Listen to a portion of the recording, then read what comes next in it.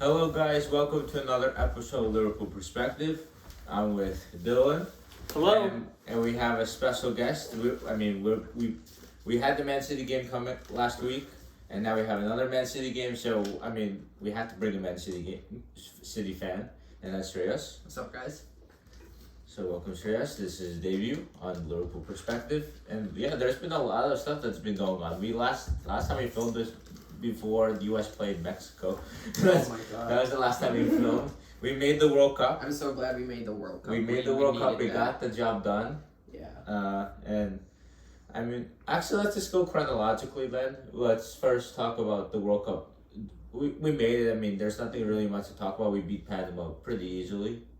5-0 or whatever it was. Like that, yeah. 6-1. No, I think it was like 6-1. Well, it was a really good performance. It was like more or less of what I wanted to see from the U.S. perspective. Us playing with high intensity, being very aggressive, and we did that. And Pulisic got a hat trick.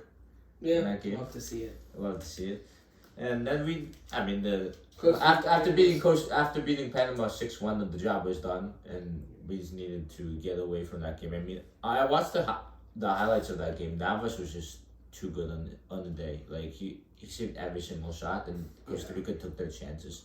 But who cares about that? The group is what the World Cup group is. I don't even know what to describe that group. What are your thoughts about that group? U.S. England is gonna be a hell of a game. That's That's gonna gonna be be the so main fun. game.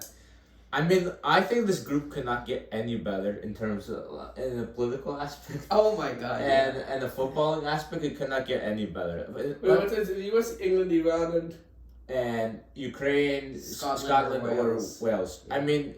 Oh my! I need Ukraine and Iran. Well, let's start with the more political aspect just briefly because this is more soccer. But England, USA obviously have history from way long ago, way back, and in the football games we had always been very good, and English media always score in the US. They always tend to do that, and always undermine us. Whether it's Jesse March coming into England, he's being made fun by the English journalists about his accent, blah blah blah. Then we have Iran, which we had the famous we had the famous 1998 World Cup, and also our governments are not the biggest friends of Iran. Yeah. And that's putting it Really very kindly. And the U.S. to thrash Iran. And that's putting it very kindly. I don't think Iran is friendly with either the U.S. or England. Yeah, and same thing with England as well. Then we have Scotland and Wales. That's good. For England, that's a derby, a local derby. And then Ukraine, we know what Ukraine. Scotland gets in Rambo is going to be a trouble for the U.S. Yeah, but for Ukraine, we know what we're going to get with Ukraine. They're going to be the fans' favorite. Hopefully, they will even get a chance to play the playoff. Yeah. It's in June. I'm not sure if they'll play or not, given the circumstances in Ukraine. But if Ukraine make it, it'll be very interesting, especially because U.S. are playing Ukraine in their first game. Oh wow. So and that's the first game is where Ukraine will be the biggest fan favorite. So it's gonna be very interesting to see that. But on the footballing side, right, we have England, very good team, very similar team to us in terms of both of our teams are young. Young, yeah. I would say England's team are, I think, more developed than us, but still young, a young team. And Iran, a very tough team, have been in the World Cup.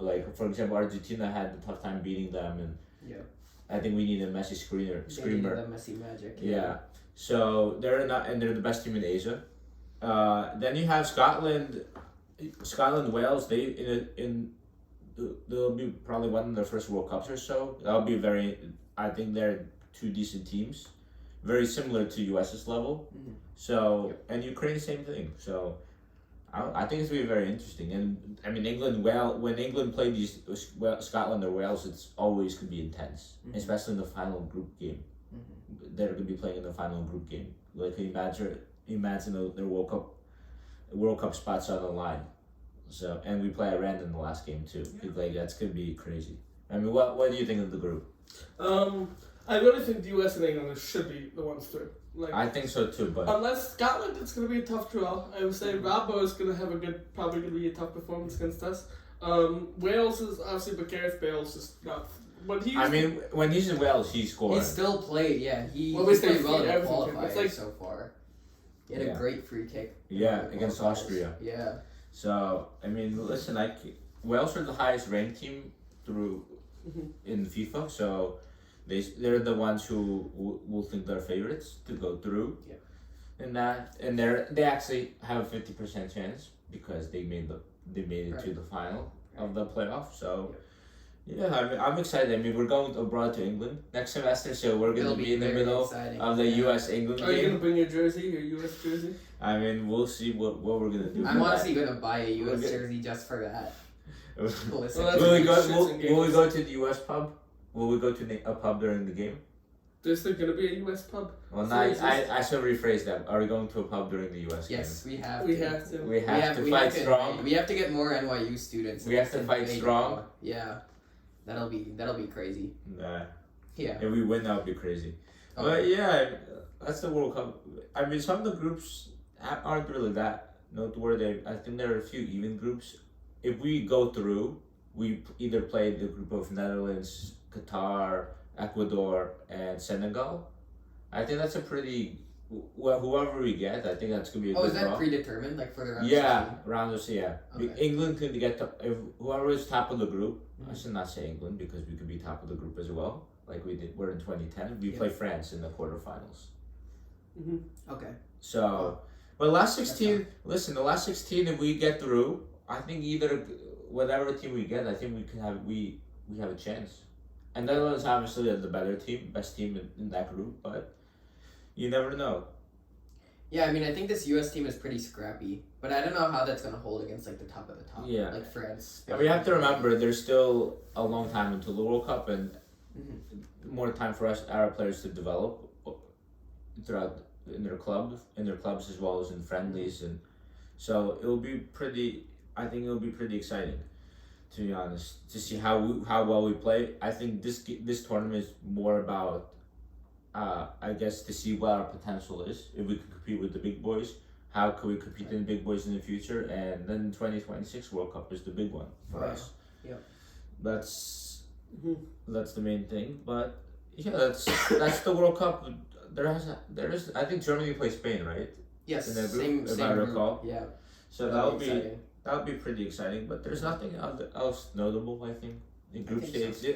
Yeah. When the World Cup happens, there'll be intense stuff going on. Yeah. Stuff that we don't expect, some stuff that we expect. Teams will get better, even some players coming through. Yeah.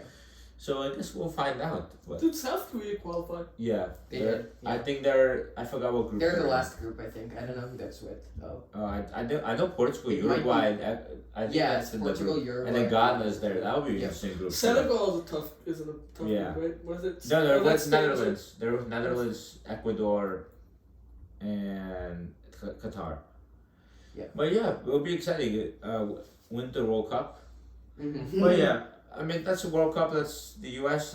Let's get to the bigger stuff. We had a lot of games going on, a lot of games. Yes. First, this is more irrelevant. Not irrelevant. We won, but we beat Watford 2-0 to start off the international break. City, you guys beat Burnley 2-0. We were top of the league for 5 seconds, and then De Bruyne scored. Yeah, De Bruyne scored 2 early goals, and then we just held on. Then we had the Champions League where we easily beat Benfica 3-1. Honestly, that should have been more. In the first half we were so good. We could have been up 5-0. What do you think of that game? The first leg. At first, I remember I was complaining to you because I felt like what we saw in the City game. It's we're getting those open, literally we're one-on-ones. And it's just we're just going slightly over, going right to the goalie. Something needs. We've had this problem for a while. It's our composure on one-on-one. Sometimes we just can't make that. We always aim at the goalie. I feel like the goalie gets bigger. No, yeah, I thought we should have been cruising in the first half. It's an away game, right? And we're not going to finish all our chances as natural, but we were so dominant. In the second half, were a little bit loose, and Nunes is so good. Nunes is so good. I know that he's rumored to go to a lot of teams like Arsenal, Man United, and rightly so. I think he's really reminiscent to Cavani. As Cavani's getting older, now Nunes is coming through. Okay. It seems like he's a very physical player, a good striker of the ball. And he seems pretty clinical. But it'll be interesting to see if he goes to the Premier League or if he goes to Arsenal or United or whoever. Both of those teams need a striker. Right. So, yeah. I thought like in Benfica in the second half, all the attacks for Benfica came from Nunes. Like that was it. Like that's how good he was. But when Diaz came on, he made the difference. Mm-hmm. Yeah. Diaz. Well, I thought Diaz was gonna make the difference in the City game actually, but it didn't happen. But the first leg definitely gave us an opportunity to kind of relax in the second leg a little bit. Oh yeah. What we saw, we made so many changes, and we made so many changes like in the second game just because we're gonna talk about City a bit. We'll talk about City pretty soon, but we had the Benfica games between the City game before and after the City game. So the fact we were able to rotate I think really helped us. Yeah. And we were even against Benfica in the second leg. We were good. It's just at the end, I think our offside trap wasn't really good. Our defense wasn't really good. I think a lot of our team relaxed, including Klopp, as Klopp said after the game. Mm-hmm. And when you don't have a leader like Van Dijk, you're obviously gonna get exposed in the offside trap because you need that leader. Well, yeah. Well, you guys had very hard leg. No, we had the harder draw coming in just from the beginning. Yeah. The first leg, it was clear that Atletico were just trying to stay in the game. Yeah. Which is fair. That's just how they played. They played a 5-5-0. We had one. Foden was brilliant. Foden came on as a sub. Immediately he assists KDB and gets him in space. Foden was brilliant. So you could see they had a different approach to him in the second leg, and they just kind of they were really kicking the hell out. They treated him like 2009 Messi. It was unbelievable. There was one play at the very beginning of the game that Foden was going for a header, and Felipe just pushed him. Clearly, it was deliberately trying to hurt him, and that's when he got like that head bandage. And from that moment, it was clear what they were trying to do. And I think the second leg was interesting because the second leg, they still played to stay in the game in the first half. Yeah, they weren't attacking in the first half, and then in the second half. They went all out. They went all out attack, and then when they got back on defense, they just fouled. Yeah. They just fouled. They just agitated, basically, tried to get the ball back. For sure. And in response, City time wasted. They beat Atletico at their own game. Yeah, they did. At the end. They did. I was so proud of the team because people say that Man City are just this passing, soft team. Yeah. But that was a performance of warriors. Yeah, it was. I agree. Yes, no, I 100% agree. Atleti did have chances that they could have been more clinical of, and they had a few penalty shots. I thought the Cancelo one was. I thought it was soft. That I don't think there was much in that. Though I thought at the end of the game there was more of a penalty shot, but and they didn't. No one really talked about it, but I thought it was more of a penalty than. So I think the reason that they didn't call that was just because they hadn't been calling anything all game long. Yeah. So that one push by Ake, I know which player you're talking about. Yeah.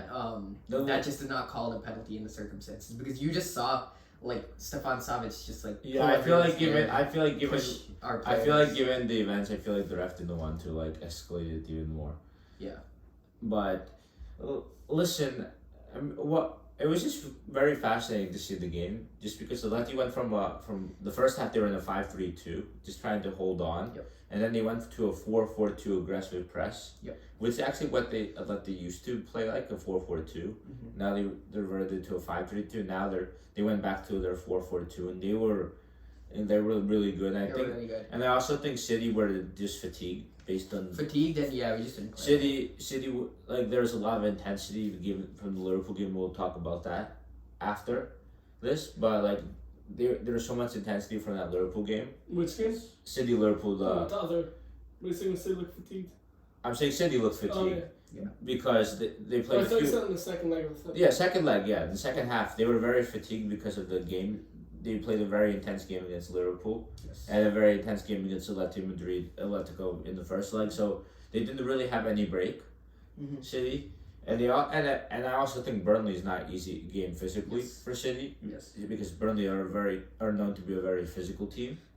I mean, but admittedly, in that game, Burnley did not play up to their standards. Yeah, I know. They were not as physical as they. Yeah, I know, but I'm saying still, the intensity of the games were still there. Right. Oh yeah. Especially from the Liverpool game. Yes. And I think it just City were just dying out. I was just hoping the game would go to extra time just because we have you guys on Saturday. But it didn't happen. Yeah. It didn't happen. But overall, I did want you guys to win the game because Atletico Madrid are just basically for me like the Mexico of the Champions League. Yeah. That's who they really are. So the fact that really, and then we have Hector Herrera, which suits them very well. Right. And the fact that Atletico lost and the way City were able to shithouse their way through was just incredible. I really did enjoy that. Yeah. But it was just very fascinating to see. And the Atleti had chances, especially at the end. I don't know how they didn't fit. They had so much time, and they had so much time to get a shot off, and it was just a very tame shot at Ederson. Some City fans are saying Ederson should have won man of the match. He made a lot of great crucial saves. He did.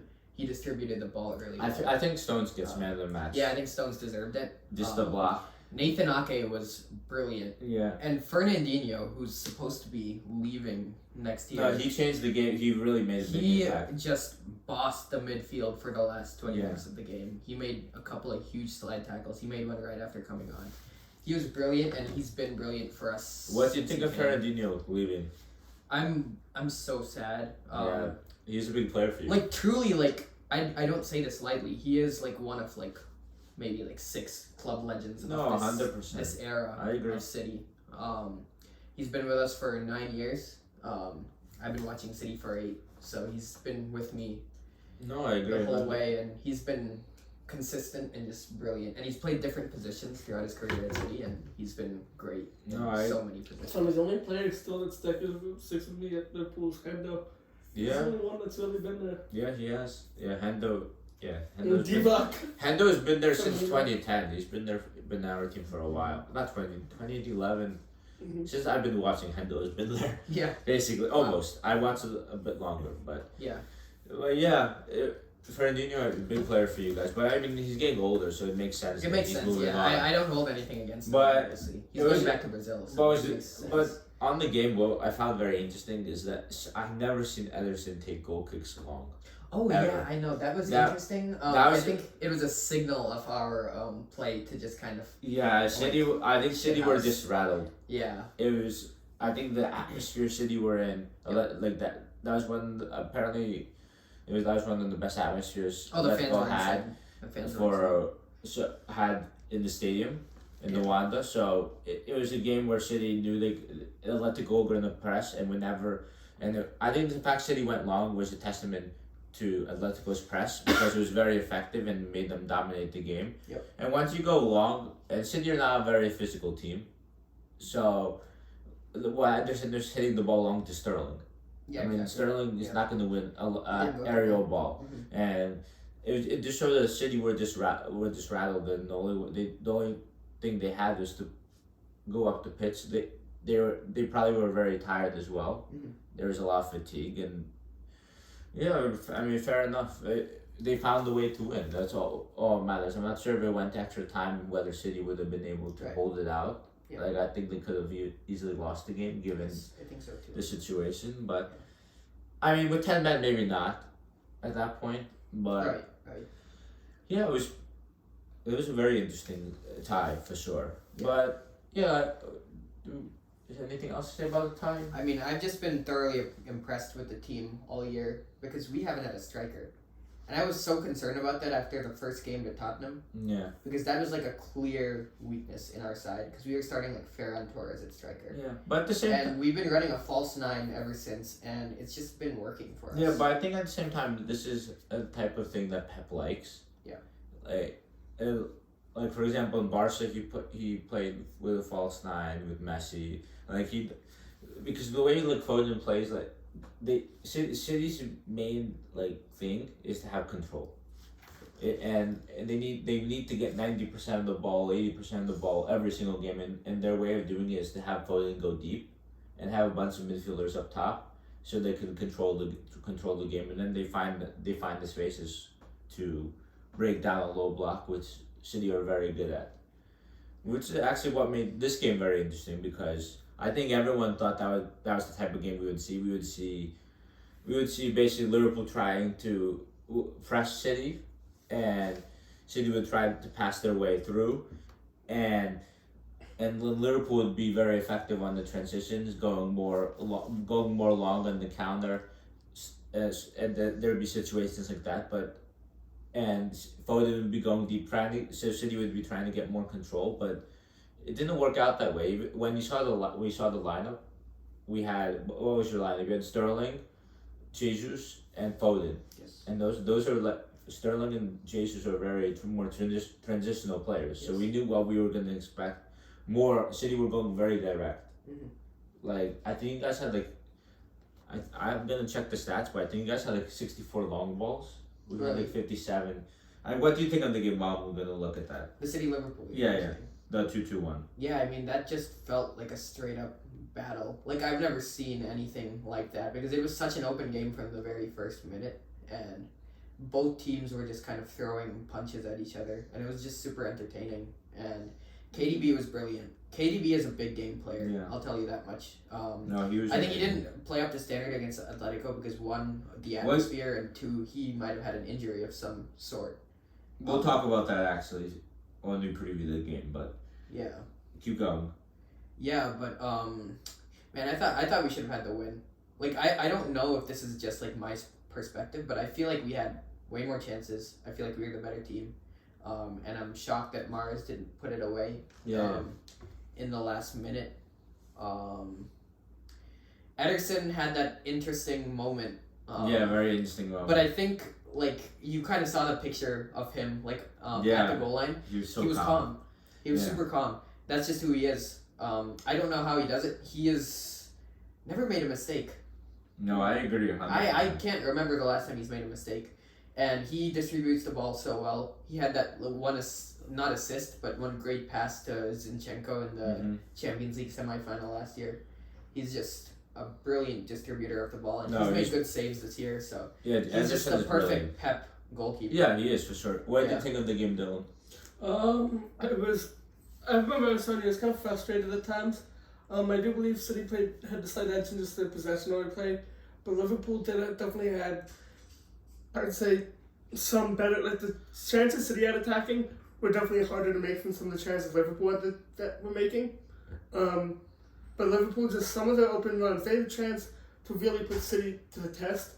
And there were sometimes where just Jota hit the keeper, or I know Salah had a few. I mean, we didn't really have big chances. I think a lot of them had a good play area, and City were able to intercept it, or the final pass wasn't there for us. I noticed the passing was good up until the final. Yeah. It was at the last pass, the last touch. The touching was a bit off.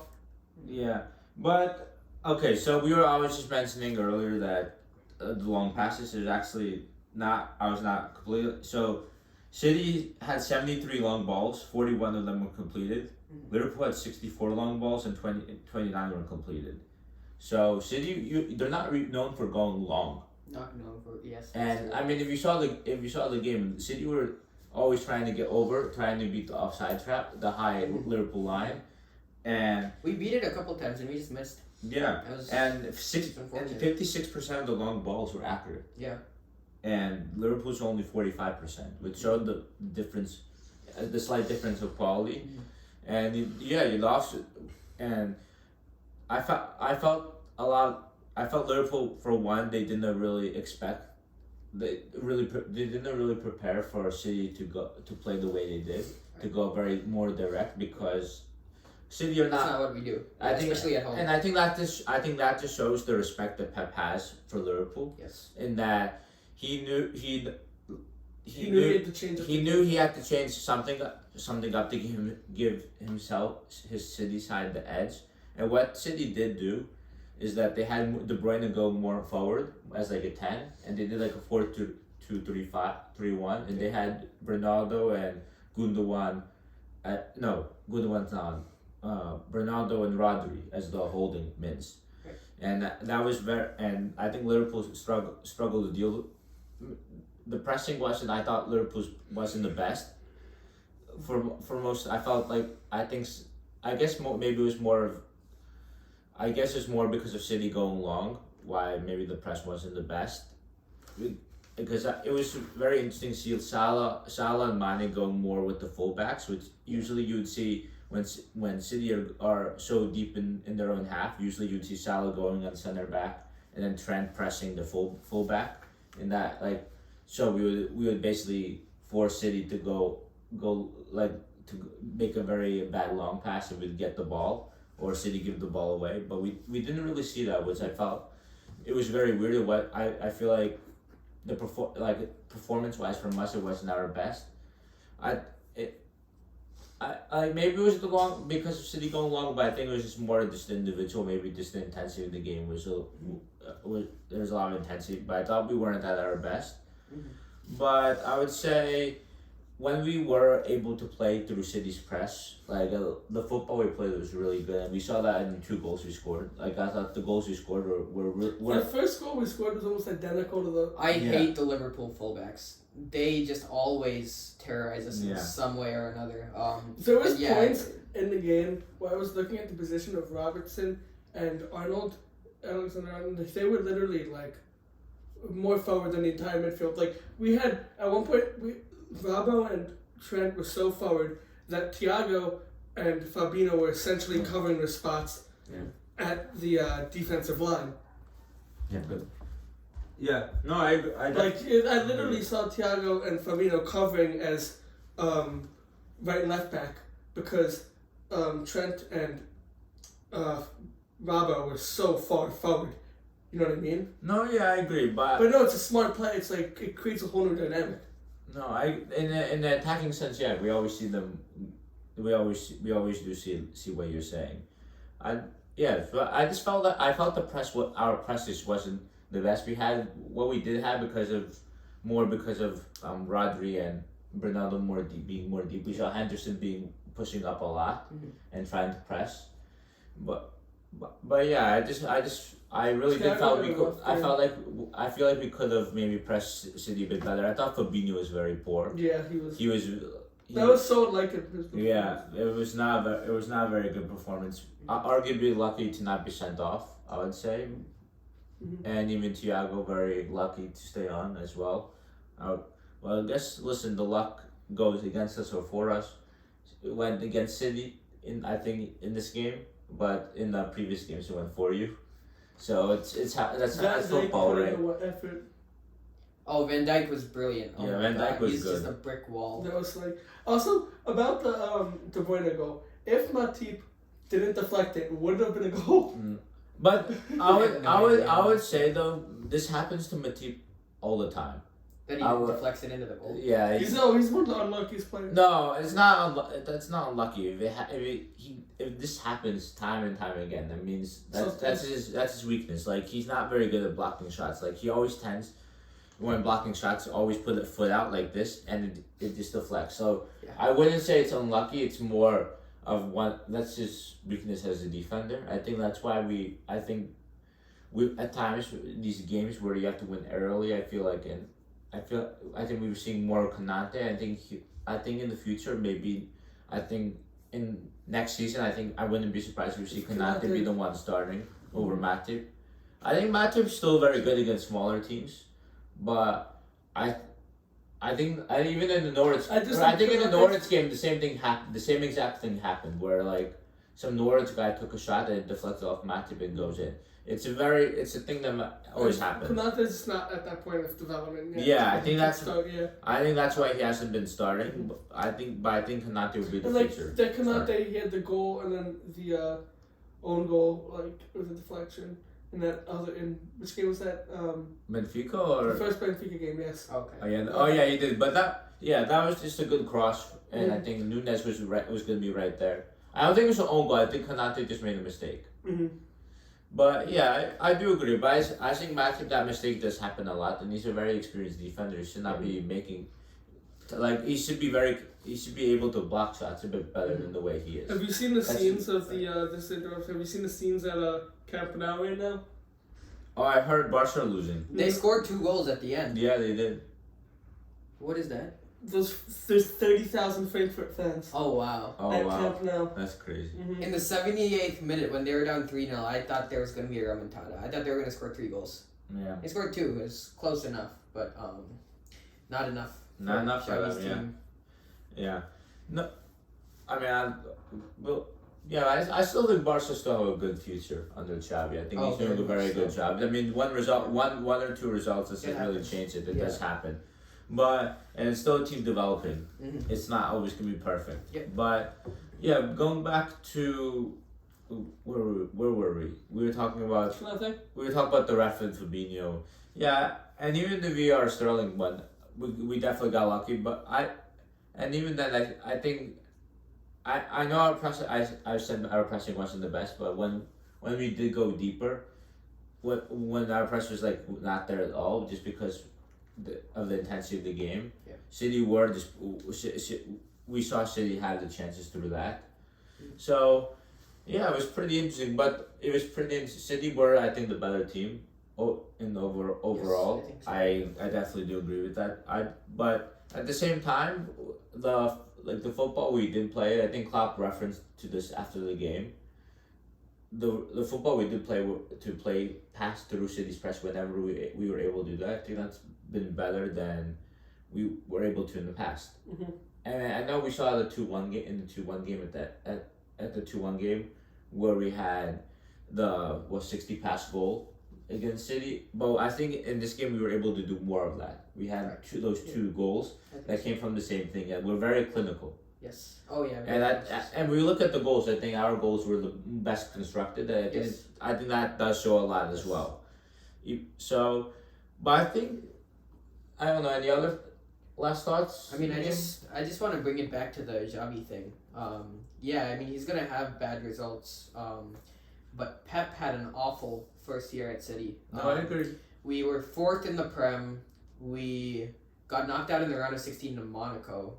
We didn't win the FA Cup, and the only trophy we had was the League Cup. No, I agree. I would just say the difference is that Barca's team is still a lot of their players are very experienced and developed, and are used to playing in such style like Busquets, Piqué, Roberto even. They have a lot of good talented players like Pedri, Dembele, and so I still think their team is better than what City was at that point. True. So at the same. So are you implying that they'll be better? I'm not implying they'll be better. I'm just saying in the stage they are right now. They're better than that City team. Yes, yeah, I think so. But the problem with Barca is that their team's getting older with Piqué and Busquets, and they'll have to replace them. Yeah. And the question is, how will they replace them? I think. Because that's the transition Xavi will need to make. I think Aubameyang, Traore, Dembele could leave as well. Right. So there's gonna be Aubameyang, Traore. I think they're very short-term solutions for Barca, but not long-term. Yeah. And I think because Traore is very wasteful, but at the same time he gives Barca an outlet. Yep. And that helps a lot. But yeah, that's about Barca. I think, but Barca will win the league next year. You think so? 100% sure. Okay. I'm 100% Barca win the league next year. I mean, Real are looking super dangerous right now. Unless something drastically does happen to Barca, like they are not able to replace Dembele or whatever, I see them winning the league. But yeah, that's about Barca. But yeah, the other game, it was a very interesting game. The first half was definitely all just going half by half. First half was definitely all City. Oh yeah. Mm-hmm. Oh yeah. Second half, I thought we were the better, especially the first 15 minutes. Yeah. And then it was more of City being pressured after we got an early goal, and we were able to press relatively decently. But I think it was just more because City struggled technically because we scored 50 seconds in. Yeah. And just the momentum was with us. So we didn't really know what to do. Yeah. Yeah, but but going back, I think it'll just be very interesting to see.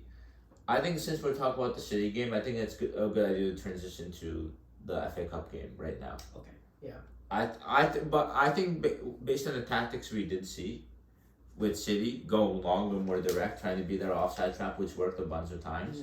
It'll be very interesting to see how Klopp adapts to that, I think, and how Pep adapts. How will they play? Because now it's very interesting because we saw a very different dynamic to what we expected before the game. Because I think we all expected City to just pass the ball, tiki taka, like long, not really go long as much as they did. Like 73 times is like very abnormal. That's crazy for City. Yeah. That's very abnormal. We usually are more long. We got 64, but I think that was very. I'm curious, how did that go with first half versus second half?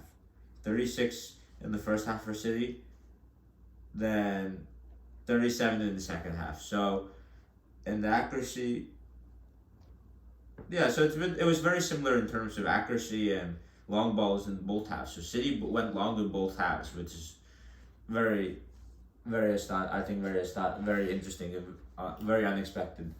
So, but yeah, I think it's just good. As I said, I think it's just gonna be very interesting to see how the game turns out. Yeah, I think so. I think that we are not gonna end up on top in this one. Don't? I think that we are very Fatigued. burnt out. Yeah. Injured too. And injured. So Kyle Walker is pretty much guaranteed to be out. Yeah, De Bruyne as well. De Bruyne is probably gonna be out. So there goes two huge players for us. Huge players, yeah.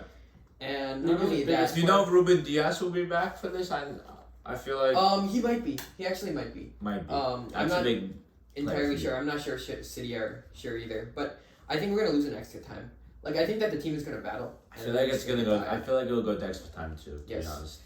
It might be 1-1, 0-0. It'll be a low scoring affair, I think. You think? I think it'll be. I think it'll be the exact same as what we saw. I think so. Nathan Ake played a brilliant game. I think it'll be like another 2-2 or something. I think Nathan Ake is gonna start alongside Stones, and Laporte is gonna play left back. Cancelo is gonna play right back, and I think that line is insanely good. Yeah.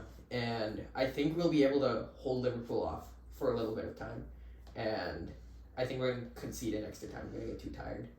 No, I definitely do think it'll just be a very similar game to what we saw. In a similar game, in terms of there'll be a lot of chances for both teams. In like there's always chances between City and Liverpool, except the 0-0. I think when Pep was very cautious going for a draw. I don't think that will happen here. I think it's gonna be very pressing. Both teams pressing high, both teams trying to get a goal, playing very attacking football. It'll just be interesting the way will Pep go more direct again in this game. I would think he probably does because it worked very well against us. Yeah. So then how is Klopp gonna adjust? We'll have a high line, but will the pressing structure change so that City do not go long? Does the positioning of the players change? So City aren't that effective with the long ball, and our pressing is much better against City. Because I think our pressing against City wasn't at our best, which is why City were able to. I mean, City can dominate most of the game with City, but I think that was a big part of it. And it's also not at Etihad; it's gonna be at Wembley, and it's a bigger pitch, so it's gonna be a bigger pitch. So it'll be very interesting to see how that also affects the game. Yeah. So there are a lot, and then De Bruyne being out. I think Jota also may be out. He has like a he got a small injury. I'm not sure how big it is or how. That's the only doubt. I heard it wasn't bad. I heard it wasn't bad either, but there's a slight doubt. Okay. But yeah, I think I'm very excited for the game. Dylan, what's your not prediction, but like how do you think the game will turn out? Liverpool, I think, are gonna win. And we're gonna get our first FA Cup since 2006. Wow, you guys haven't won since 2006. That's crazy. Yeah, that's true. No, that's true. We played it against Chelsea in the final in 2012. We had this the infamous Andy Carroll goal that was disallowed. Andy Carroll, that's a throwback. So yeah, I think Liverpool gonna win. Not dominantly. I think it's gonna be 2-1. Yeah. And it's gonna happen. Liverpool, if they don't score the second goal after like the 80th minute, they're gonna score next. Fair. Like the second Liverpool goal though is definitely coming after the 80th minute. I don't know. I think in these games I have no prediction. The only thing I do have City are definitely gonna be worn out, but at the same time their squad that is really good. And I think we do have 5 subs in the FA Cup too, right? Yeah. So that's gonna be definitely making a big impact, even for in the City perspective. I suppose Liverpool also played a lot of games with more rotation, but City will have 5 subs in this game. Okay. So they will be, and they have the players to be able to. Who's on the other side again of the FA Cup? Chelsea Palace. It's probably I think about this. I feel like this FA Cup matters a lot more to Liverpool right now, and specifically like the same players. Listen, I think we also like don't get like out of the 3 Prem Champions League and FA Cup. Listen, I think FA Cup is like you're putting a distant. You're putting 75% of those marbles. I feel like right now the Champions League. I still think though, just because it's City Liverpool, I think it's still both teams. Both teams are going to be playing. Both teams are playing their best teams, 100%. Yeah. It doesn't matter. I think it's going to be a very interesting game, a very intense game. I'm very excited for the game, but. So out of these 3 legs that City have played, like with Liverpool and 2 Atletico legs, Jack Grealish has barely played. Yeah. But in the minutes that he's played, he's been brilliant. Yeah. He's been so brilliant. I want to see him rotated in the FA Cup. I want to see him start. But again, it just depends how Pep actually tries to play against Liverpool. Yeah. Again, if we want to really control it, Jack Grealish is like the guy. Is he going to try to play his more control football? In that case, then I would expect to see Grealish, Foden, and Mahrez. That would be my front 3. That's what City want to do. But if City are going more direct, like they did against us, then I expect to see Foden, Jesus, and Sterling. That's maybe Foden. I think Foden is too good to be on the bench at this point. But either Grealish in the fall. I don't know. Grealish maybe in the false. I don't know. But we're definitely gonna be seeing Sterling and Jesus. The starting lineup does decide that. You think we're gonna have the same lineup as last time besides Firmino for? Okay, so this is. I guess let's go into the lineups because that. So I would say Alisson obviously is in goal. We would have the left back would be. A left back Robertson, center back I would say I think probably Matip does end up starting, even that. You can't say Matip was bad. No, he wasn't bad. It's the deflection. That always happens, but Konate, I would say Matip does start. Konate, if there's 5 subs, Konate's gonna be one of them. I feel like. Maybe it depends how the game is actually the direction the game is going. And then Trent. And then Trent, pretty obvious. Midfield, I think the same midfield. Yeah. And then the front 3 is the interesting part. I think Salah starts definitely. Well, Salah does start despite his bad form. He's not been in good form, but it's still Salah. Have to play Salah. I think. In regards to the bad form, what do you think the reason is? I mean, he has had a very. I think it's just because he was playing at such a high level for so long that just any run of bad. Like where he's just not playing at his best is gonna look a lot worse. You know what I mean? And I think his worst. Let's say I guess his worst right now has not been bad. I mean he had an assist. He's still contributing. He had an assist in the City game. He caused City a lot of trouble. Yes. Like you wouldn't say this is bad Mo Salah. This is Salah who's not scoring. There was 1.3 City defenders on Salah. Like he was causing trouble just in the other spaces because he's such a distraction. No, But what Liverpool will be trying to do is isolate Salah with Cancelo. That's going to be the main goal because we saw how Salah is able to isolate Cancelo with the goal he scored against City and Anfield. Yeah. Like if he isolates Cancelo, that's not good for City, and we saw that in the second half of the first 15 minutes, where Salah is going at Cancelo and. That's not where City want to be. No, but see, what's interesting is that Cancelo is probably going to start on the right this time because Kyle Walker is out. That's true, yeah. And then so it's going to be Laporte that he's going to be trying to isolate, which is probably even better, honestly. Which is probably better for Salah, yeah. In a Liverpool perspective. Player. Yeah. Yeah, so that's not. Okay, so back to our lineup. I want to see Firmino start. Oh. Well. I want to see Firmino. I think. In my opinion, I think pressing wise and more of a control wise, I'd rather see I think I'd rather see Firmino, just because I think in the mid games he's very good at pressing. So you don't want to see Diego Jota start? No, I think just because. So here's my side and the other side. I'll give the other side of why Jota could be starting. I think Firmino is better than pressing. He's more effective when pressing. Right. And it'll help us improve our press. Yeah. And also he's very good at link up play to the front three, and I think that he's very effective. I think he's very effective at that, and that'll help us move up the pitch a bit more and be able to control the game a bit more. Mm-hmm. But the other side of why Jota may start is just because of the transition play. The front three, which could be Mane, Salah, and Jota, we would see more transition. It would be a more transitional front three. Mm-hmm. So that's why it could happen. But I don't know. That's why Jota could start. But Jota has a small injury. Will he start against? He played against Benfica. So I feel like Jota does not start. I do think Firmino starts. For this, even I don't know. It's good. What do you think, Dylan? What's our front three? I was gonna say Mane, Firmino. That's still classic. Yeah, that's what I think too. I wouldn't be surprised to see Diaz Mane, play. Firmino, Salah. Yeah. I wouldn't be surprised to see Diaz play. Whether it's instead of I think not good attacking depth. I mean, Mane just came off the bench. I think Diaz did. I think Diaz just comes off the bench. Mm. Or Firmino doesn't play, and we go with. I think Jota will just be cautioned to be on the bench just because of his injury. Mm-hmm. So I think it's either gonna be Diaz or Firmino who starts. With Mane and Salah. Yeah, and if Diaz does start, then it's gonna be more of a three man. Like Mane will probably be up top, Diaz on the left, and Salah on the right. Yeah. So I think Mane is a better pressing forward, in the more pressing wise. In link-up play is better than Jota, so I wouldn't be too much against it, but I prefer Firmino. Yeah. I think. But at the same time, I would also say Diaz was very good in the Carabao Cup again in Wembley, and he already had a good performance in Wembley on the big pitch. So. But this is completely different. Chelsea. No, Chelsea's. I mean, it's a big game.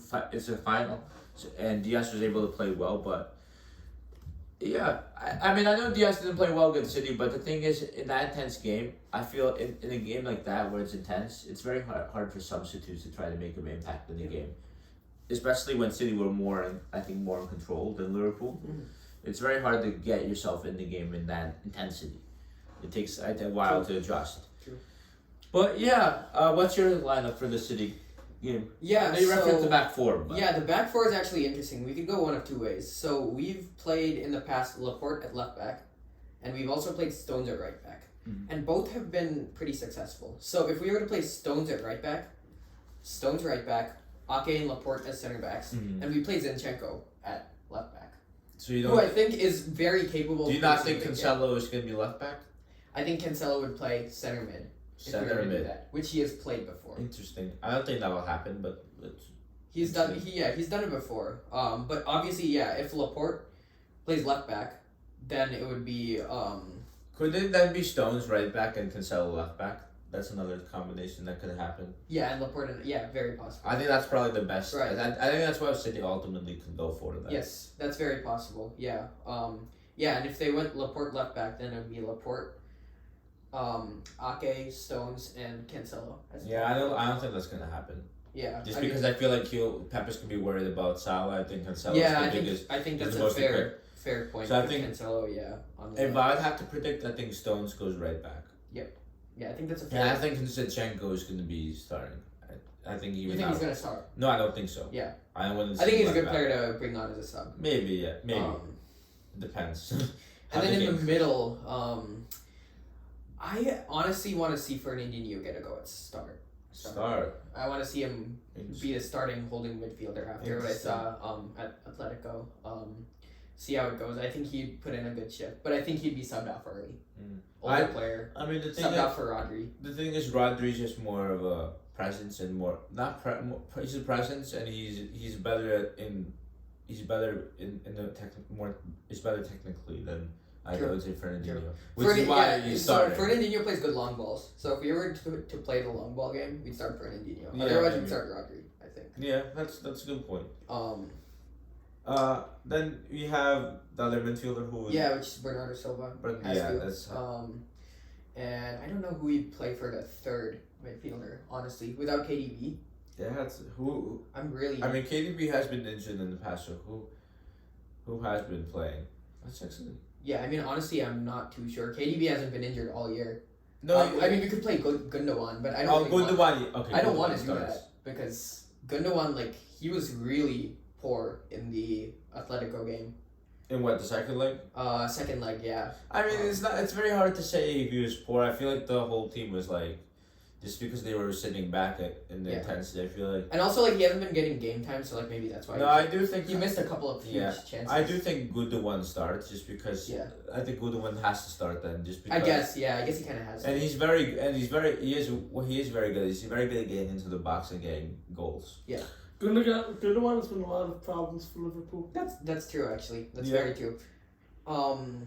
In the 4-1 game, you guys had Gundogan didn't score against us. Yes. So, no, I think Gundogan does start then. Honestly. I do agree. Gundogan will probably start.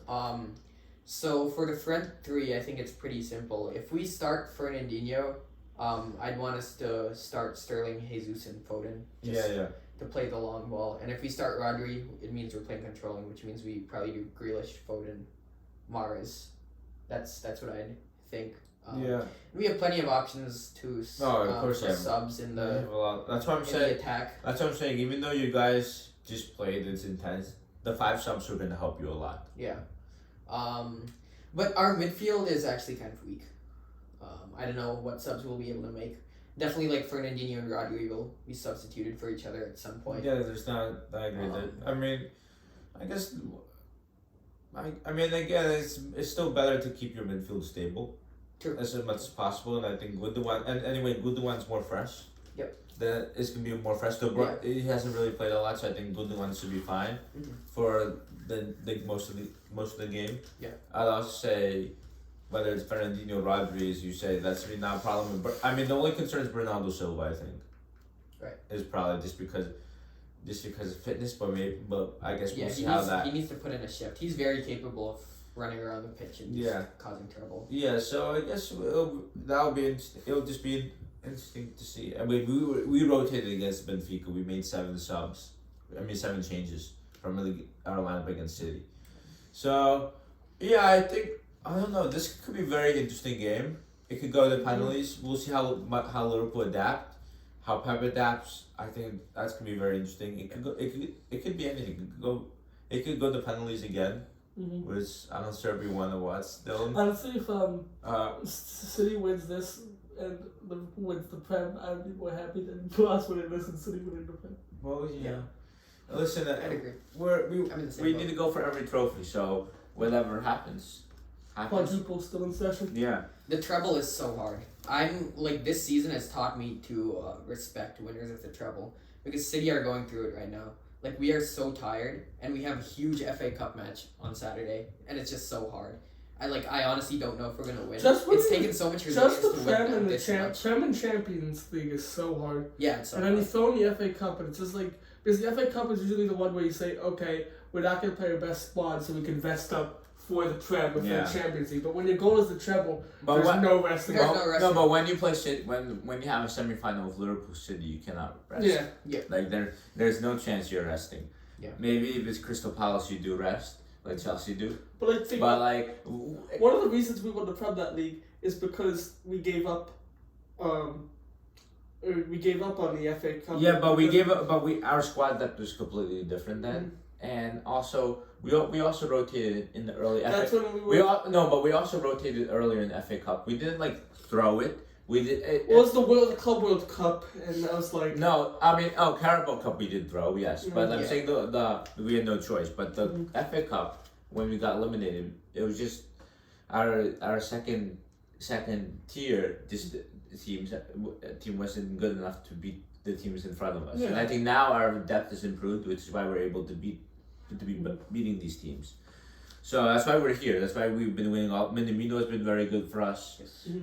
Origi. What if you guys lose to an Origi? No, I don't think Origi. I don't think when Origi. You guys won the Champions League, Origi was insane. I don't think Origi. It was nice to see Origi play his final game though. It may be his final game against Benfica. He came on for 1 minute. Is his contract expiring after this He's year? moving to AC Milan, I think. Oh really? Wow. Yeah. Good for him. I like him as a player. Actually. Yeah, I do too. Yeah. But yeah, what's your predictions for this game? 2-1. 2-1. I'm gonna say another 2-2 going the extra time. And God knows what's gonna happen. Maybe the thing is, the way we played against Chelsea in extra time, where we had to hold on because we were tired.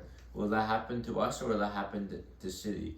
I feel like the extra time method is gonna be just sloppy. It's not even gonna be like I think it's gonna be sloppy on both sides. And who does that benefit though?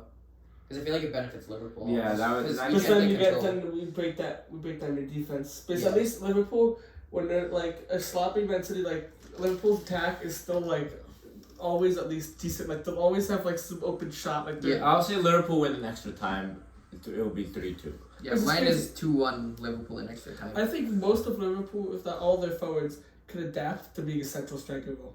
Yeah. No, that's true. I think, except maybe Diaz, which is much more of a winger. Mane, it's because he just came into the club. Mane could play as a central striker. Salah could definitely play as a central striker. Firmino, Jota is meant to be a central striker. Well, it's like a winger central striker. I think Jota's more of a poacher than anything. True. That's what he's really good at. But yeah, I can't wait for the game of the shot. It's gonna be another intense game. Yeah. Me screaming at the TV again. Yes. Can you imagine if we drew you guys in Champions League too?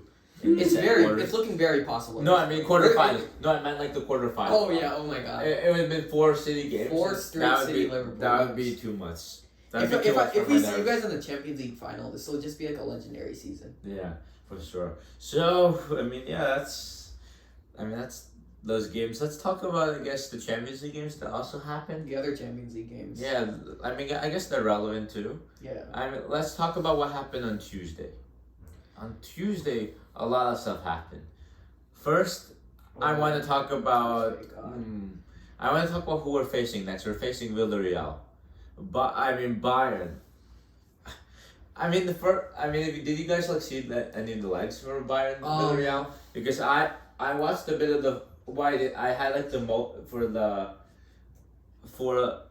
for the first leg, I had the multicast from CBS. I had the multicast, and it was, and Villareal had chances. They had a lot of chances to beat Bayern in the first leg, more than 1-0, 2-0 or whatever. It was insane, but. If Villareal could have finished their dinner, I was like, okay. If they couldn't beat Bayern by more than 1 goal, that's it. But Bayern were so naive. Their formation was a 3 in the back.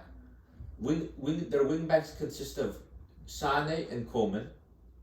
Wing backs. Yeah. It's their wing backs. Yeah. And Goretzka and who's their other one? Kimmich as their midfield their pairing. That's fair enough. That's a good midfield. And Musiala attacking mid, and then they had Lewandowski. Yeah, they had, but the wing backs, that's like a disrespect to Villarreal. Yeah, and I thought Sane was quite good in all fairness. Yeah, I think Nagelsmann is very naive, and I think there's rumors of Nagelsmann going to Liverpool. If that actually happens, I know Nagelsmann is a young coach. Maybe he'll learn from this, but. He could have got in trouble by doing this against Salzburg. He did the same thing against Salzburg, but he just got a bit more lucky that Bayern were just ruthless and they won 7-1, and Salzburg aren't as good tactically because Salzburg are more a team who likes to play out. So they got lucky in that. But Villareal, Emery is very experienced in competitions, and he exploited Nagelsmann going in such an crazy attacking formation and a very naive formation. I think Villareal got exactly what they deserved, even though they defended most of the game, but I cannot complain about Villareal winning it late on. Yeah. And you saw the goal. The goal came from the fact that there's no wing backs. Right. At first I saw it and I was like, it's Alphonso Davies' fault. Maybe could have got closer. But there's no way he could get closer. It's a 3 in the back. And the goal came from a player from the side where you would expect the wing back to come. And that was Coleman. I can't expect Coleman to naturally go and play defense in that case. Yeah. That's like you seeing Mahrez playing fullback for you guys. That never happened. God. I thought Villareal adopted Atletico's style fully. It was not really adopted. I think it was just. Raul Albiol was like their Stefan Savic. I mean, Villareal didn't park the bus the way like they didn't do like a 5-5-0. Yeah, right. Yeah. But what Atletico have it. What's common with these Spanish teams is that they're very good technically. Yeah. But what Atletico did also have is physicality, which is how they were able to compete with City.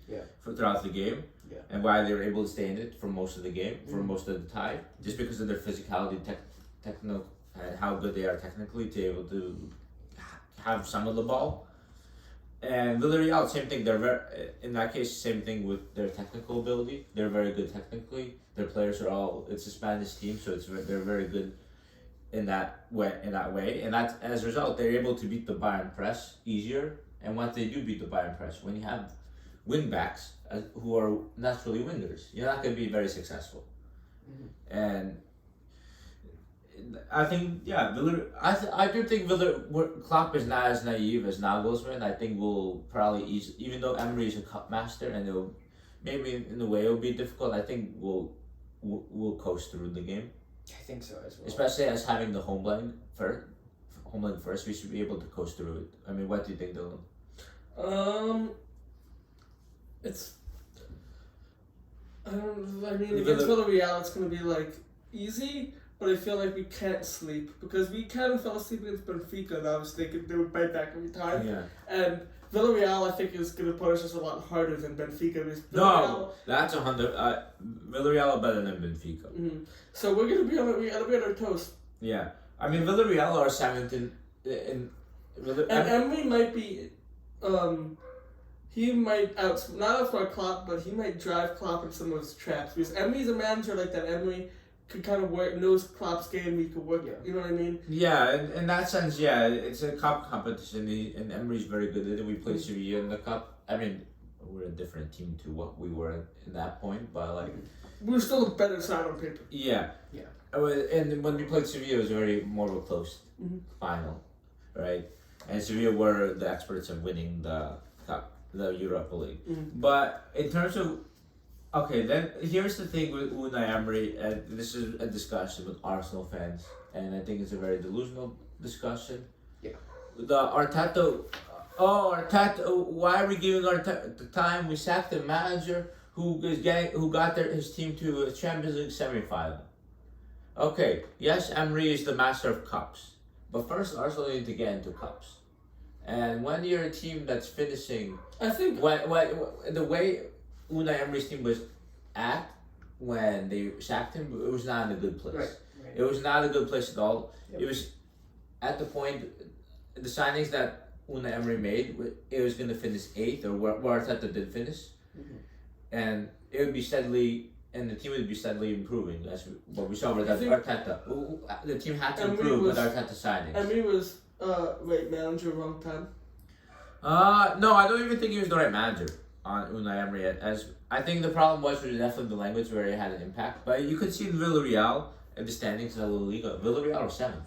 They're not in the top 4. They're not. The Unai Emery style of football isn't league suited. It's a very short term.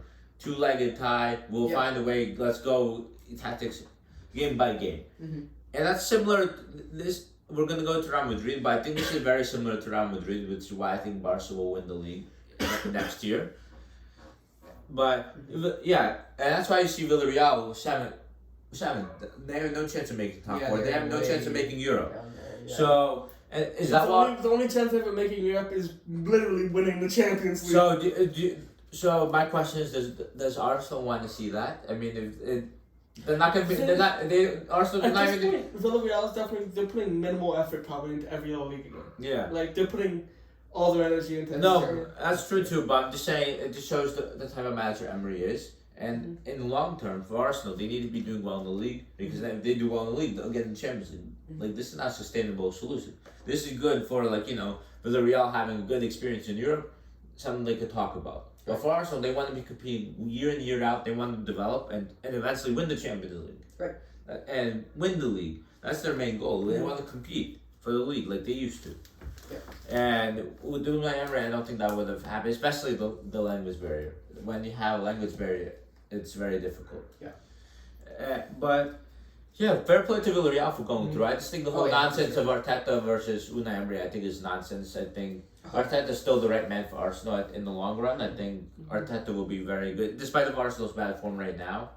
I think it's a young team. We have to realize that, and I still think Arteta will be the right man for Arsenal to compete for the Premier League in a few years' time. Yes, I believe so too. I think if Villareal were to cause Liverpool problems, it would come through Danny Parejo. Yeah, Parejo was good. Brilliant in both the Bayern legs. He controlled the midfield. Yeah, and Villareal have a lot of Spurs players too. Serge Aurier. Oh yeah. They have Voith, and they have Lo Celso. Yep. It's really funny, in that sense. But yeah, I think the fact we were home in the first leg will very benefit us. We need to win. You guys are gonna blow them out. We need to blow them apart in the home leg because if it's close and it's the away leg, you never know what can happen. Yep. So that's the situation for us.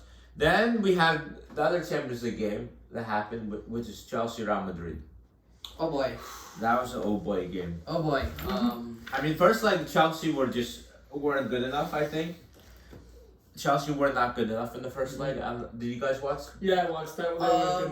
I didn't watch it actually. No, they definitely did not look good. It was right after the Brentford loss. Yeah, it was. Mm-hmm. It was not good from Chelsea. They made it, but Real Madrid did not have many chances. Like if you in the first leg, Real Madrid had 8 shots. Yeah. And they scored 3 goals. That's how clinical they are. Oh my God, Benzema is brilliant. I think it's between him and Mbappe for currently the best players in the world. The headers he was making were insanely difficult, and it was in the rain. So it's Benzema's incredible goals. Even in the second leg, like one of his headers that hit the post, that was a brilliant header. Yeah, I agree. So close to going in. He's so good. Why do you think Benzema? It's not like he was never a bad player, but what do you think made him get to that quality after Ronaldo? Like when Real Madrid was kind of at a low point for years. No, not for years, but they were at a low point. Do you think Benzema just decided to step up? Or I think a lot of it was Vinicius. The connection with Vinicius and Benzema is deadly. That's true. And that's what they've been using now, Real Madrid, to a great effect. But yeah, I thought first leg was Chelsea. And when a team does press, like the way Chelsea do, Liverpool, City, if you make 1 foot wrong in the press, like I think in both goals, I think the first 2 goals, I think it was Mason Mount wasn't in the right position. He wasn't pressed. It wasn't going at Casemiro, and that one little mistake, and one little miscommunication, like maybe tiredness or whatever it was. That's it. Real Madrid are able to go to pass the ball by you, and for most teams, that you need to have a bit more control of the game in order to get the goal. But Real Madrid, they just need that one moment, and that's it. They'll get the goal, and that's what happened twice. 2-0. Yeah. Chelsea were still the better team. They were the better team than Real Madrid. They were the better team in the second leg. No, first leg too. I would say. Okay. First leg, I would say, in terms of dominance, field dominance, I think Chelsea were. It's just the thing is, Real Madrid were clinical every chance they had. My goodness. And Havertz got the goal 2-1. I was like, okay, Chelsea second half, they'll tie it up. Mendy, I think Mendy costed Chelsea the game overall. I think that goal that Mendy fucked up in was definitely the turning point of the tie. So how much of that do you think is Benzema? Because Benzema has done this on multiple occasions. Well, yes, it is a slight. Yeah, of course, when the player presses, yes, of course, but that's a lot of players press, right? So it's not just the Benzema; it's just more of the error that the Mendy made. Because I'm looking forward to the Benzema-Ederson battle. Yeah, I think that'll be something. I mean, Ederson is much better technically than Mendy, I think. Yeah, he's also risky though. Yeah. So if he messes up, Benzema's going to score. Yeah, well, I mean the way the Benzema goals was against Karius and Mendy, and I think Ederson's miles better on his feet. Yeah. So it's I think it's a bit of a different story, right? Yes. At that point. Yeah. But yeah, it was just incredible. And then second game, Chelsea were just amazing. Chelsea didn't put a foot wrong for 80 minutes. at all. And they were just brilliant, and they took their chances. They 3-0, well deserved. Then it's just one mistake. We need to talk about that Modric moment. That pass. That pass to he's 36 years incredible. Old. He is brilliant. But that one play, one misstep from Chelsea, and that's it. Real Madrid. And then 2 missteps. And Benzema also two to three missteps, and that's it. Benzema stepped it up. Yep, Benzema stepped it up too. Yeah. Listen, that's all. Vinicius, the second goal, the Real Madrid, the one that decided. Reece James is out of position. He lost the ball, an aerial duel. I forgot against 2, but he lost the aerial duel, and that's it. James is out of his position, and James is out of his position. And what Tuchel did very well at was because in the first leg the problem was that Christensen was going up against Vinicius, and Vinicius was toasting him, and that's where the 2 goals came from. What Tuchel did do is put Loftus-Cheek more as like a wing back, or more like a wing back type player, and Reece James more in the center back. In that scenario, Reece James is basically defending Vinicius. Bless you. And Reece James is basically defending Vinicius because James is a pretty fast player. Yes. And so, but once Reece James is out of position, that one time Vinicius just took advantage, made a great cross to Benzema, and the goal. Rudiger was out of position. That's the thing you rarely see is that. And that's it. One of the best, it's not just trying to be the better offensive team, but it's also capitalizing on your opponent's mistakes. Yeah. And a lot of the time, opponent makes a mistake and teams just don't capitalize on it. They just try to go back on the attack instead of really figuring out what happened and then going right for the goal from there. They try to opponent will make a mistake and they'll kind of get set back up. You know what I mean? Start a play, but you got to be clinical on mistakes. And Real Madrid, they were just every time they just could just see Chelsea make the mistake, and then it's like. They're ready before even Chelsea made the mistake. It's like they knew it was going to happen. They were able to play design for that mistake. You know what I mean? No, I agree. Loftus-Cheek was he off at that point? Oh no, he wasn't. But yeah, so what I'm saying, but Chelsea, the way they performed at Real Madrid was incredible. The way they were able to control the game, the way they were unbelievable. But overall, through the expected goal count for Chelsea within the 2 legs was 4.5, and Chelsea scored 4 goals. So they underperformed, but slightly. Real Madrid was 2. Wow. That's how clinical they were. Wow. 5 goals out of an expected goal of 2. Wow. Okay. Wow. That's a crazy number. Actually. I mean, to be fair, the third Benzema goal was probably a low expected goal, but it was basically an open goal. But still, nevertheless, very clinical performance. Yeah. And in terms of shots in total, Chelsea had 28 shots in the second leg. And in the first leg, Chelsea had, let's look. Chelsea had 20 shots. So they had 48 shots within both legs. Real Madrid only had 8 in the first leg and 10 in the second. 48 versus 18. 30 shot difference. And shots on target, Chelsea had 7. I think Chelsea had 3 more shots on target in terms of overall. But the overall shots, because a lot of the chances that Chelsea had went over the bar, very close chances like headers, and I think Mount had a chance that went over. There are a lot of good chances that Chelsea did have that went over the bar. It just shows how clinical Real Madrid is. And I think, and this is why we're going back to Barca Real Madrid.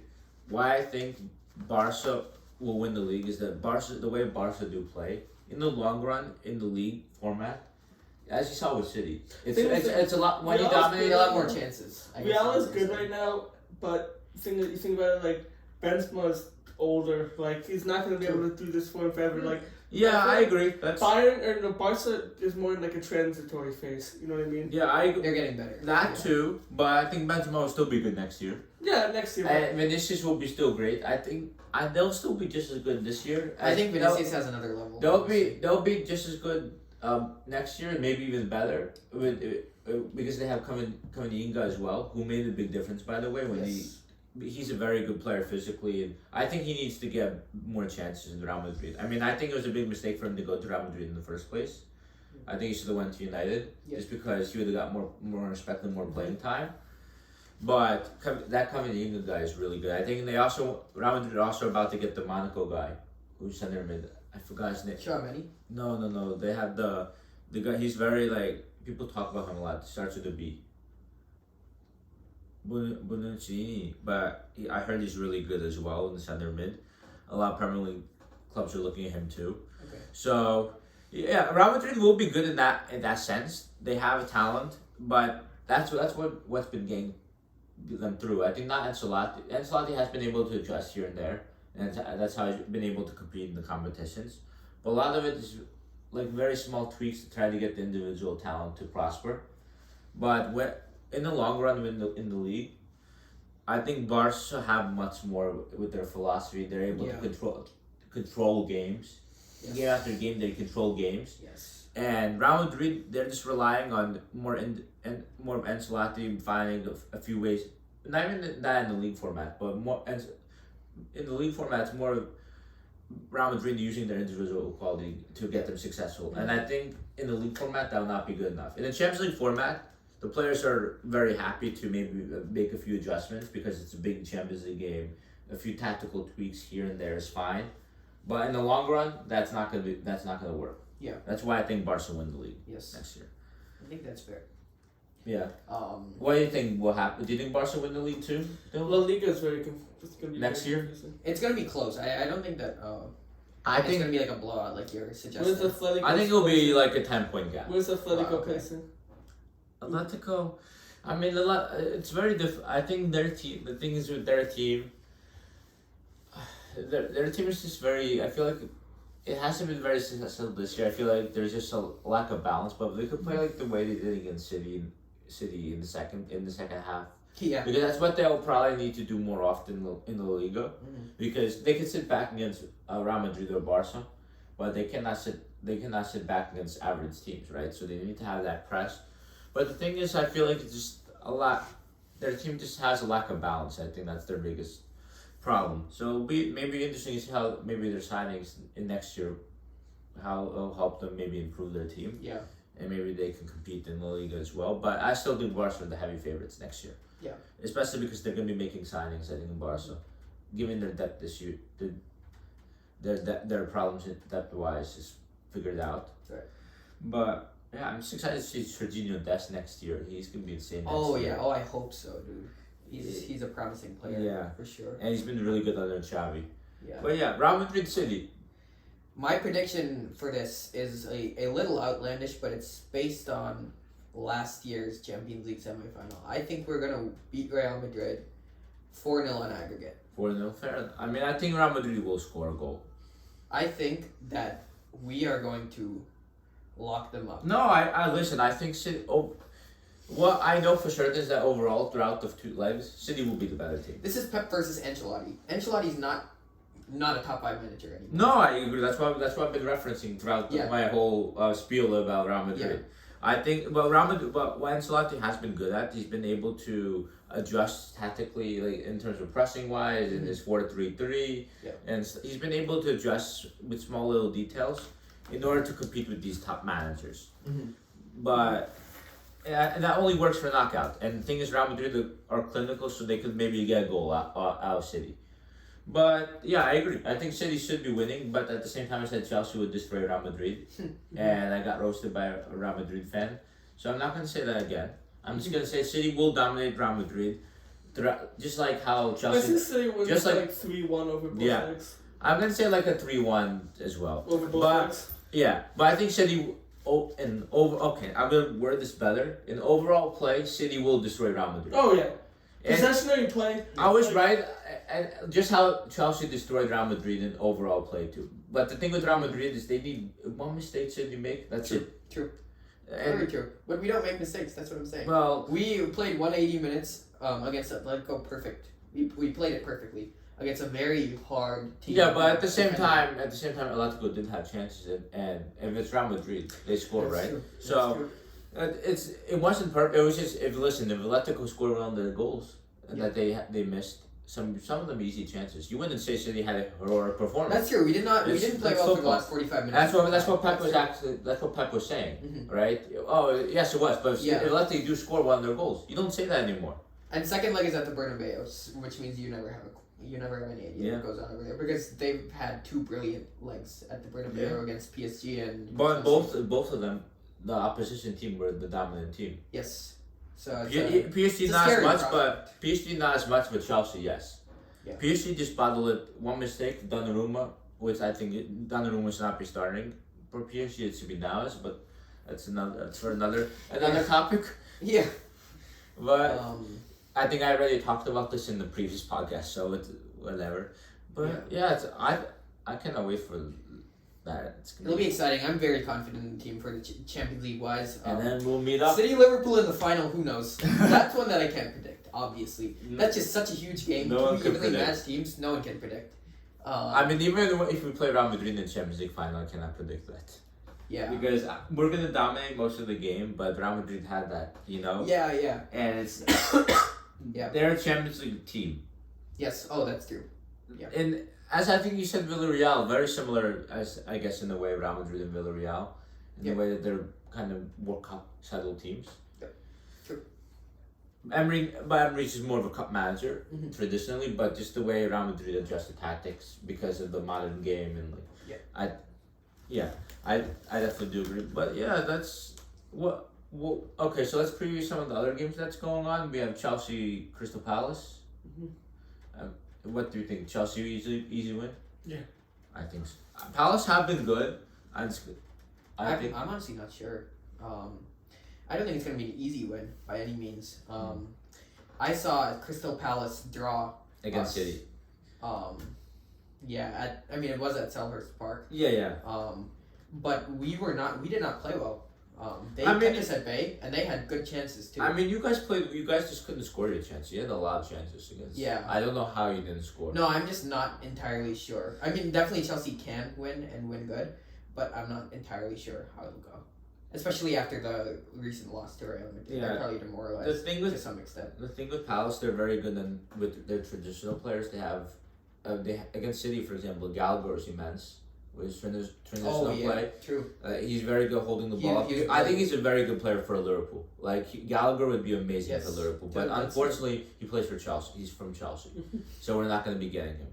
But he'd be so good for us. And I hope Gallagher does get a chance for Chelsea next year. It would be nice. I think he's a very. It'll be nice to see him move to a big club. That's true. I really like him. I like him a lot. Yep. And they have Zaha, also very good in the transitional threat. Edouard and.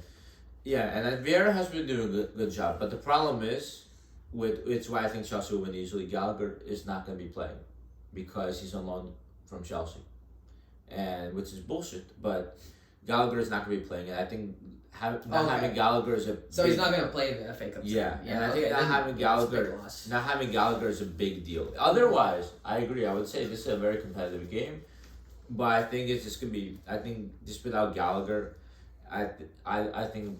Chelsea is just going to be too good. Yep. So I think Chelsea win 2-0 or something like that. Okay, yeah. Fair. And I think they have a lot of confidence from what they had on Tuesday. I think they're in good form right now. They recovered from their 2 bad defeats. And I think they go to Wembley. And hopefully we play Chelsea again in the cup final. I think we win again, and this time they're in a worse position. So yeah. So.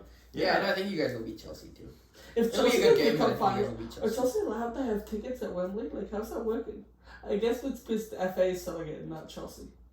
What do you mean? Because they're not allowed to say it. Aren't they not allowed to say no. I think they allowed them just for the cup. FA. Okay. The problem is the FA organizes it. Yeah, I think they allowed it.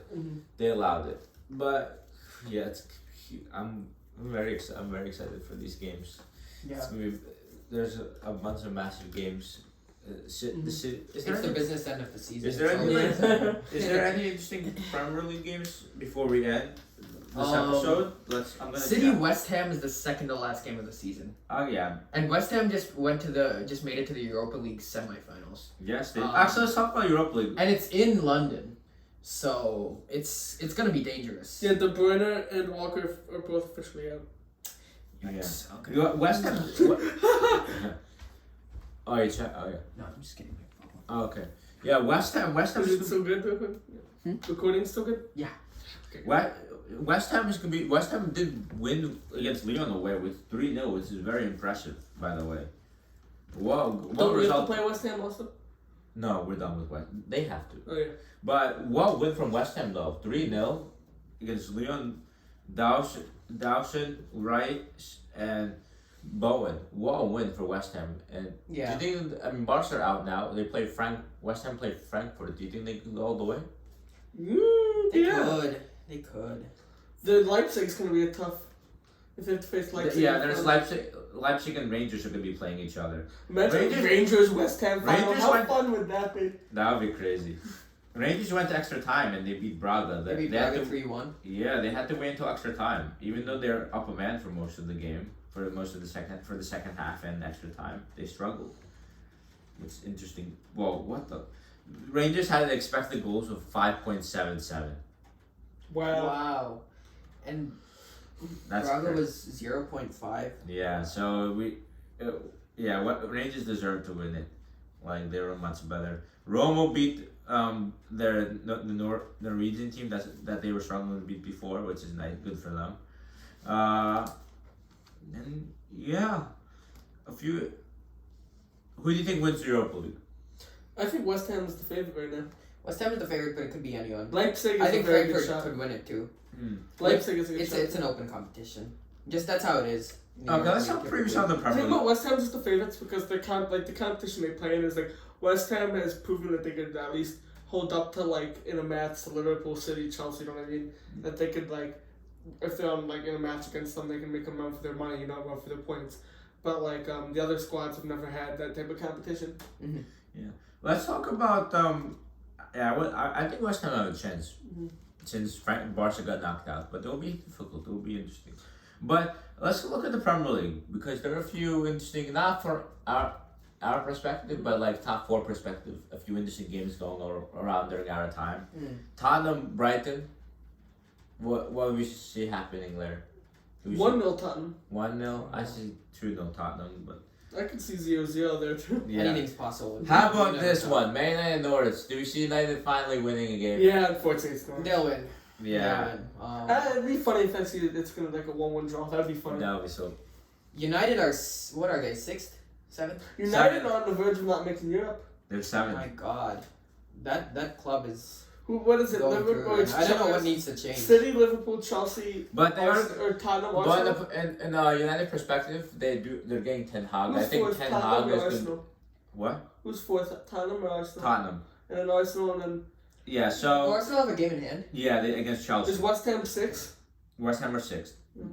But okay, let's talk United because Ten Hag just joined or is basically going to join United, right? Mm-hmm. Very exciting coach. I think he's going to be very. I think he's going to transform United as long as the board back him. They had Jose Mourinho and they. But I mean, Jose themselves. Mourinho, to be fair, is kind of a finish at this point. I think his. You think so? He's doing well at Roma, is he not? I mean, he's all right, but Serie A is not the strongest of leagues, I would say, and but we saw in the Premier League. I think we saw in the Premier League how Mourinho has been struggling to keep up to the modern game. With Tottenham. Yeah, Tottenham, United, and that's a big. I think with Ole, United did see a lot of improvement under Ole. I think Ole did do a rather decent I think so job. too. Yeah. The fact they were. Didn't they get second in the league? I mean, yes, but the fact they went through a whole season undefeated away from home, that's not an easy thing to do. Like, and that's not be like disrespected or anything. Yeah. I think what happened to United was just the signing of Ronaldo. That's what ruined them.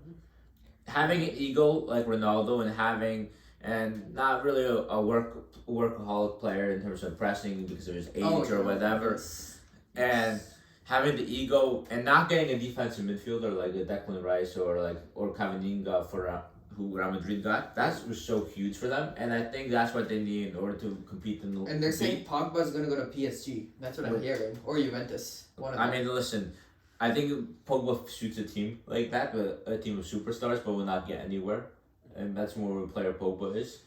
But yeah, United. But I think if United do pack Ten Hag, I think Ten Hag is like an up and coming manager, and he's like he's the way he does plays. He likes to play a Pep Guardiola type football in possession, like positional play. They're very good in that 4-3-3 under the way Pep does it. Yeah. But in terms of the press, Ten Hag tends to play like a Liverpool press, 4-3-3 press, which is very interesting because Pep's team usually they don't press that. They usually go like a 4-4-2. So I think it's gonna be very exciting to see how Ten Hag does change United. Yeah. But yeah, regarding top four, I would say, the fact they didn't go for Pochettino is the right move. I wanted Arsenal to make the top four, but I don't know if they are. Yeah, they have a few big injuries, right? Yeah. But Arsenal plays Southampton away. Do we think that's hard? That's very hard. Do you think Arsenal win the game? I don't think they're gonna lose the game. It could be a win or a draw, honestly. What do you think, Dylan? Southampton, Arsenal. Arsenal's gonna win. Not convincing. Yeah, I think Arsenal do win.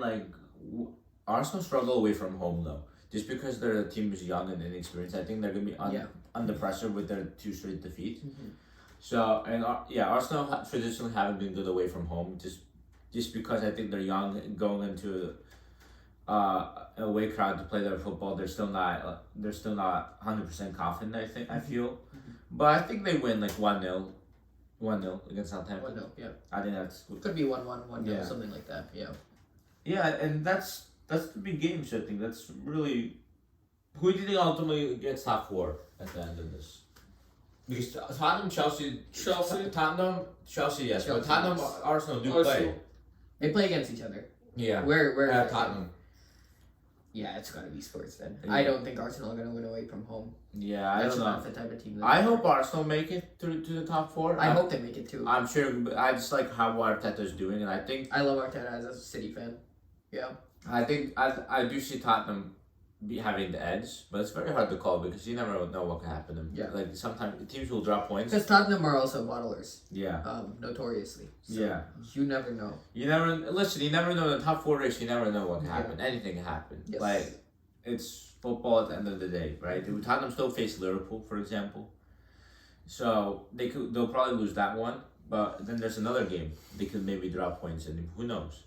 But yeah, but in the long trajectory, I think Arsenal's team has more potential than Conte's team. The way Arteta is setting up his team and compared to Conte, I think Arsenal has more potential, but this we'll see in a few years. I guess we'll see. Yeah. I think I agree though for the time being. But yeah, that's. Do we have anything else to say? I think that's it. We'll preview the midweek games. I think after the FA Cup, probably Sunday, Monday, right, Bill? Yeah, this FA Cup. Because we need to preview the United game. Yeah. Yeah, there's a bunch of United fans that exist that I think we need to bring. Right. Unlike City fans, there are a lot of United fans. Yes, I know. I'm glad I could come on the podcast and rep City because I don't know too many City fans here. We had one last year. We had one City fan. Yeah. We just didn't do a podcast before the past few City games. We didn't get one. We didn't get you, but yeah. But yeah, this could be exciting. Can't wait for the game, to be honest. I'm excited. And yeah, I think it's been a good episode. I think we went long, but nevertheless, we had a lot to talk about. So a very good episode. Great episode. We'll see you guys next week. Thank you for coming, Shreyas. Yes, thank you so much. We'll see you all next time. Thank you guys. Thanks for watching.